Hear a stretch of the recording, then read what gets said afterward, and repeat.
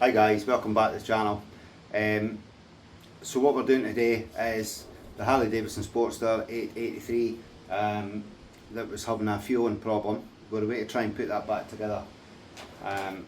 So I've not really filmed much with regards to taking this thing apart.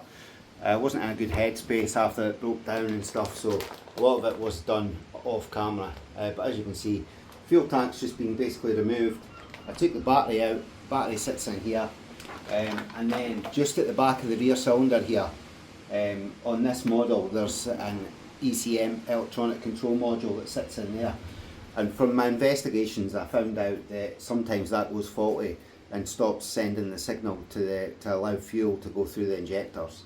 So we have sent the ECM away. This is the ECM here. We sent it away to a company in Holland that sorts them out and reprograms them. So now it's just a case of refitting everything together, put some fuel in the tank, and just see that it's going to prime and fire up again.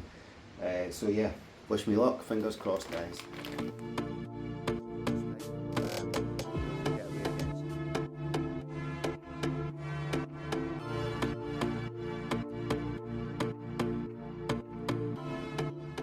So you can actually see that this has been apart and resealed. There's like a silicone seal around the edge, and it's not quite as tidy as the unit looked when I took it out.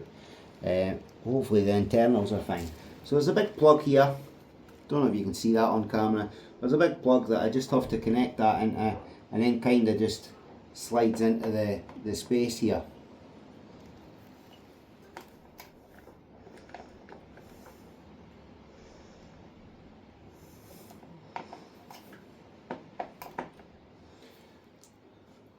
Right, that's it in position anyway. It wasn't pretty getting it in, but certainly looks neat enough. And as far as I remember, there is a plastic cover. It's down the other side of the bike. It's a plastic cover that goes over this.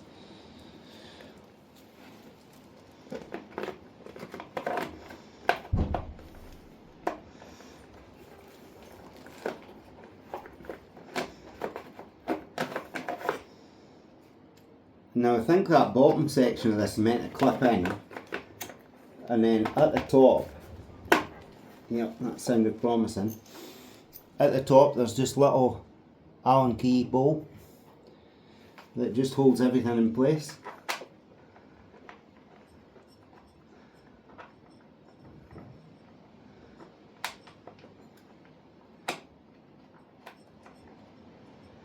Now I'm not going to tighten that up straight away because down this side of it, obviously all this loom and everything has to be tucked in. So just in case I need to undo this to get this everything tidied up, I'll just leave it loose at the moment. Right, so that, surely that should go. It goes along the frame and through that clip. Through there? Yeah.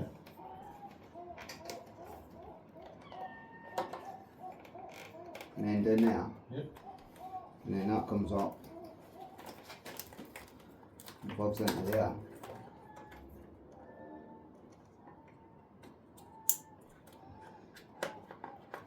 That should be tidier than that.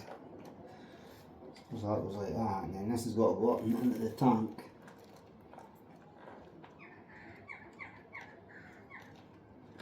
No, I think it goes behind the same clip.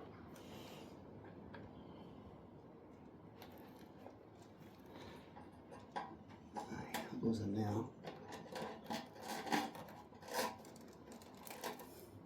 I'm assuming that should be in that clip and not that. That should be held in.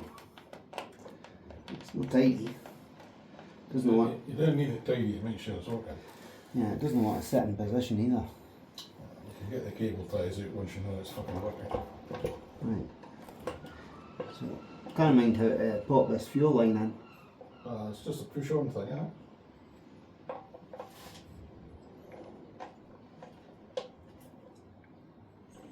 I mean, it's like a bayonet thing that just pops on.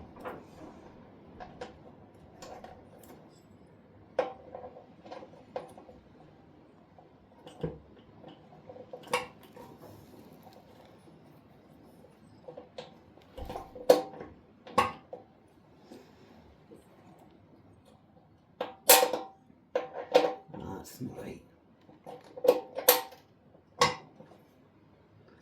That's it.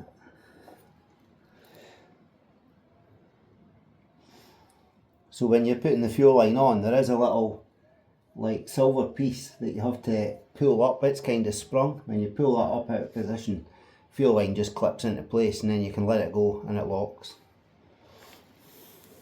Right, so ECM's all tucked away in here. The bolt head's just in there at the rear of the cylinder. The wiring is not tidy at all, guys. I've not tidied any of this up. But yeah, once that's all rerouted properly and tidied away, that's okay.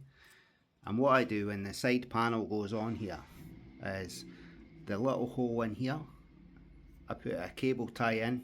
I've got a little hole in the side case, and I just put a cable tie on because these factory clips, they're not too great, and sometimes the side casing can just fall off because, as you can see, there is a lot of stuff housed behind it. But anyway, we'll go,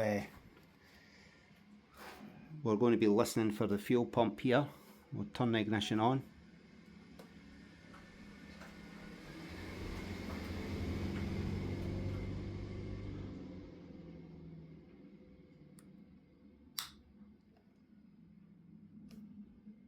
Let's see what it'll start.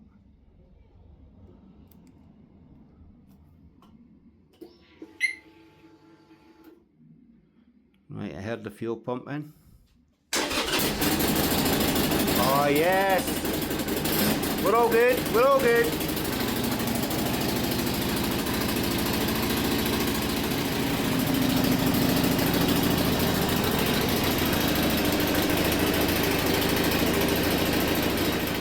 Right guys, so happy days. That appears to have definitely cured the problem.